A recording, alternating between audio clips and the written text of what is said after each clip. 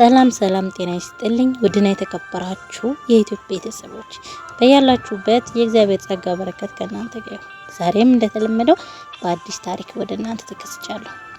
ቻናሉን ላይክ፣ ሰብስክራይብ፣ ሼር በማድረግ እንድታበረታቱኝ በአክብሮት ተጋብዛለሁ። መልካም ቆይታ። ጽናት ልብ አንጠልጣይ ታሪክ ክፍል 1። ከተማ ገጠር ውስጥ መኖር እኮ ከባድ ነው አለች ጽናት እንደ ልማዷ በእጇ የያዘችውን ሬዲዮ ለማሰራት እየታገለች። አንዲት ስትል ዊልቸር ላይ የተቀመጠች ማየት የተሳናት ታላቅ እህቴ በጸሎት እንዴ ጽናት አሁን የምኖረው ከተማ አይደል እንዴ? ደግሞ አነጋገርሽ ሁለት መልክ ያዘ አለቻት። ጽናትም አይ ጸሎትዬ ባክሽ አንዳንዴ የሌለ ነገር ያዝናዘልዘኛል መሰለኝ አለችና ሬዲዮን መታ አደረገችው።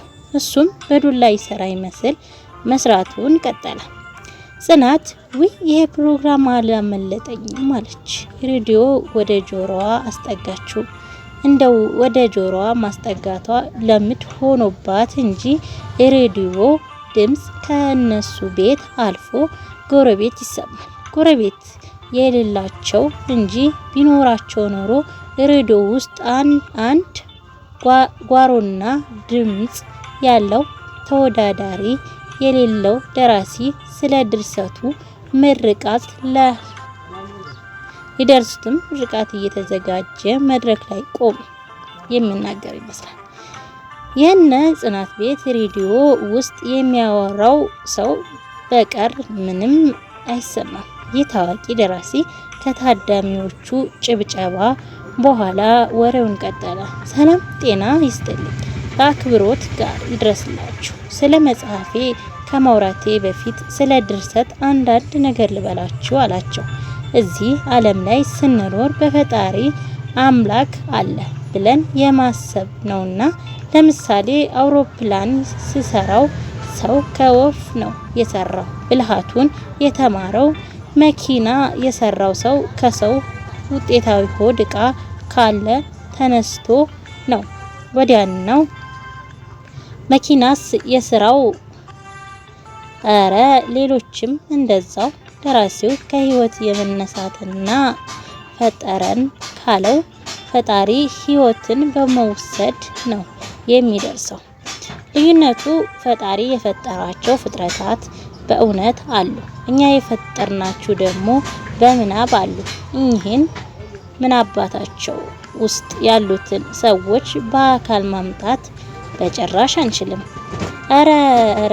ለምሳሌ እኔ የምጽፈው ድርሰት ውስጥ 3 ሜትር ቁመት ያላት ጸጉሯን እስከ እግሯ ጥፍሯ የሚደርስ አፍንጫዋ በጣም ትንሽ፣ አይኗ በጣም ትልቅ እጅግና እግሯ በአራስ ህፃን መጠን ያላቸው ስትሄድ እንኳን ሴት የምናቤ ፍጥሬ መጻፍ መብቴ ነው። ታዲያ እኔ መብቱ የግሌ ነውና በግላትም ባኖራትም ባሳምማትም ባድናትም ባስቆመጥጣትም ክፉ ባረጋት ደግሞ ባረጋትም መብቴ ነው። በተቃራኒ ቁመቷን አጭር አድርጌ ጸጉሯን ረጅም ማድረግ መብቴ ነው። ብዙ አፍቃሪ ወንድ የማይጠጋት ማረግም የኔ ውሳኔ ነው። እርግጠኝነት ይቺ የነገርኳችሁ ሴት በምናባችሁ አስባችኋታል፣ ግን በአካል የለችም። እኔ በምናቤ የሳልኳት ሰው እንኳን እሷን አምጣ ብትሉኝ አላመጣትም፣ ግን በሐሳባችሁ አኖሪያታለሁ። ምክንያቱም የኛ ስልጣን እዚህ ድረስ ስለሆነ ነው። ፈጣሪ ግን ካሻው አሁን እስከዚህ ሰዓት ከሁለት ቁመት አብዝቶ ከነሳቸው ሰዎች መጀመሪያ የገለጽኳት 3 ሜትር ቁመት ያላት እንስሳት ፈጥሮ እና ህይወት ሰጥቶ ማኖር ይችላል። እኔ የሆነ ደረጃ ድረስ መሄድ እችላለሁ። ፈጣሪ በአንድ እንስሳት መጽሐፍ ውስጥ ይችን ሴት ሲጸንስ እኔ በሐሳቤ ይቺ ሴት ጸነስኩ ይባላል። ታዲና ይህኛው ሴት ፈጠራ በውልደት ወደዚህ ዓለም ሲያመጣት እኔ የነሱ ተፈጣሪ ደራሲ ደግሞ ይህቺ ሴት በምናቤ አረገዝኳት፣ በብዕሬ ወለድኳት። እኔም ሐሳቤን እሷም የበኩል ህልሟን እናስተናግዳለን። ይህንን ካልኩ ዘንድ ስለ ድርሰቴ አንዳንድ ነገር ልበላችሁ። ይህ መጽሐፍ በእውነት ብዙ ዋጋ አስከፍሎኛል። ውስጤ ያለው ሐሳብ ትወዱታላችሁ ብዬ አስባለሁ። አመሰግናለሁ ሲል ለታዳሚ ጭብጨባ ጨበጨቡ። በመሃል ሙዚቃ መሳሪያ ድምጽ ገባና የፕሮግራሙ አቅራቢ ሰው የመስግኖ ተባባሪ አቅራቢ አብራችሁ እንድትሆኑ በአክብሮት ጋብዛለሁ አለ። ወዲያው የሙዚቃ ክላሲካል ተሰማ። ረጅም ደቂቃዎች ካስቆጠረ በኋላ የፕሮግራሙ መሪ ድምጽ ተሰማ። ተመልሰናል አድማጭና ተመልካቾቻችን። አሁን በመቀጠል የደራሲ መሐመድ ሳሊዲን ባለቤት የሆነችዋ ወይዘሪት ከድጃ ኢብራሂም ንግግሯን እንድታደርግ በማክበር እንጋብዞታለን አለ ወንዱ አቅራቢ። ከዛ ጭብጨባው ተከታተለ። መድረክ ላይ እንድትወጣ አበረታቷት። ጨብ አረጉላት።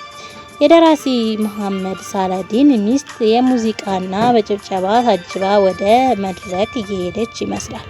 ከደቂቃዎች በኋላ መድረክ ላይ ወጣ ወደ ማይኩ ተጠጋች። ሰላም እንዴት ቆያችሁ አለች። ከዛ ወደ ኋላ ጭብጨባ አጀባት። እሷም ለመጀመሪያ በመሃልና በመጨረሻም ጥሎ የማይጥል አምላክ አልሐምዱሊላህ። እኔ ምን ማለት እንዳለብኝ አላውቅም። ማሚዬ ሁሌም ጥሩ ስራ ለመስራት እንደጣረ ነው። እሱን ለእኔም ለወላጆቹም እንዲሁም ለልጆቹ ለዙሪያው ላሉ ሰዎች ሁሉ ጥሩ ሰው ነው። ይህ የጻፈው መጽሐፍም በህይወታቸው ተስፋ ለቆረጡ ሰዎች የህሊና ብርታት ይሆናል። ይህ መጽሐፍ በቃ አንብባችሁ ተረዱት። ምን ማለት አልችልም። አመሰግናለሁ አለች። ሁሉም አጨበጨቡ። ሴት የፕሮግራሙ አቅራቢም እናመሰግናለን ወይዘሮ ከድጃ። ተመልካቾቻችን እና አድማጮቻችን ፍቅርንና ሰላምን እንዲሁም ደስታን እንዲሰጣችሁ እየተመኘን ፕሮግራማችንን እዚህ እንዘጋለን አለች። ወንድ አቅራቢው መልካም ጊዜ ሰናይ ዕለት እንድታሳልፉ እንመኛለን አለና ፕሮግራሙ አበቃ። ጽናት ደስ አይሉ በጸሎት እንዲህ አይነት ፍቅር ሲኖር አለች እንጂ የኛ አባት አለችና አንገቷን አቀረቀረች። ጽናት አባትና እናቷ በፎቶ እንጂ በአካል አላየቻቸው። መስታወት በማችልበት የጨቅላ እድሜዋ ላይ ነው። በጸሎት ግን በትንሽ ታስታውሳቸዋለች። እሷም እውነታቸውን ነው ጽናትዬ፣ እኛ አባት እኮ በጭራሽ ሰው አይደለም አለች። ሁለቱም አእምሮ ውስጥ የአባታቸው እየረከሱ ታወሳቸው። ጽናት እህቴ በጸሎት በነገረቻት መሰረት በጸሎት ደግሞ አይኗ ባየው መሰረት አስታውሳ ፊታቸው ጭር አለ። በጸሎት ሐሳቧ ጭልጭል አለች። ያሰብኩት ስለ እናታቸው በሙቀት ቀን ስለሚወዷት እናታቸው አሰቃቂ ግድያና ስለ ገዳይ አባታቸው ነበር። ጊዜው 11 ዓመታትን አስቆጥሯል። እናታቸው ያኔ ጽናት ወልዳ አራስነቷን ጨርሳ ለጽናት ክርስትና በበዓል የተከበረ ጊዜ በጸሎት ያን ጊዜ 5 ዓመት ነበረች። በጊዜው የጽናት የክርስትና ቀን ስለነበር ሁሉም ደስተኛ ነበሩ። እናታቸው ከሰፈራቸው ባለ ሀብት ገንዘብ ተበድራ በደመቀ መልኩ አክብራ አላታለች ነበር። አባታቸው በድግሱ አልገኝም ብሎ ወደ እህቱ ቤት ሄደ። የአባታቸው እህት በስልጣን አለቃ ባህሪ ያላት ሴት ናት። አባታቸው እናታቸው ካገባ በኋላ ሚስትክ ከሌላ ወንድ ጋር አየኋት፣ እሷ በጭራሽ ላንተ ፍቅር የላትም በማለት የመከረችው መሰረት በጸሎት ሆዷ ውስጥ እያለች ልጇ የኔ አይደለችም በማለት ይነዘንዛትና ይጨቀጭቃት ነበር። ሰላም ውዶቼ እንኳን ወደዚህ ቻናል በሰላም መጣችሁ እያልኩኝ እንግዲህ ክፍል 1 ጽናት ተከታታይ አሳዛኝ ልቦለድ ነበር አብሬያችሁ እስካሁን የቆየሁት። በሌላ ቪዲዮ እና በሚቀጥለው ክፍል እስከምንገናኝ ድረስ ሰላምና ፍቅር ከእናንተ ጋር እንዲሆን ተመኘው። ላይክ፣ ሼር፣ ሰብስክራይብ እያደረጋችሁ የምታበረታቱኝ ከልብ አመሰግናለሁ። አሁን ደግሞ ያው ትብብራችሁ እንዳይለይ። በእርግጥ ድምጽ አለ ቪዲዮ ለመቅረጽ አልተመቸኝምና ያው መበረታታችሁ ከጎኔ አይራቅ ነው የምለው። ወዳችኋለሁ፣ አከብራችኋለሁ። መልካም ሳምንት ይሆንላችሁ።